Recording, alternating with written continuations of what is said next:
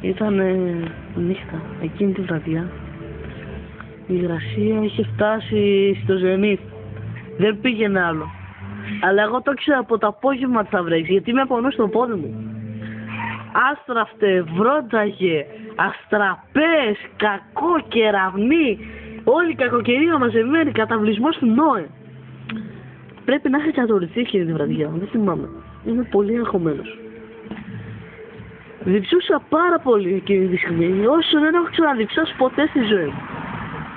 Ήθελα να πάω να πιω νερό στη κουζίνα, αλλά φοβόμουν, δεν πήγαινα. Γιατί άκουγα συνέχεια ένα θόρυβο. Ντάπα τούπα. Δεν ήξερα τι γινότανε. Τέλος πάντων, με τα χίλια ζόρια πάω, πίνω νερό και εκεί πέρα κάτω από τη βρύση στο τουλάπι ακουγόταν εκείνος ο θόρυβος. Ντάπα τούπα. Και ξαφνικά, τι να δω, ο αδερφός μου είχε κρυβώσει μέσα μία γάτα.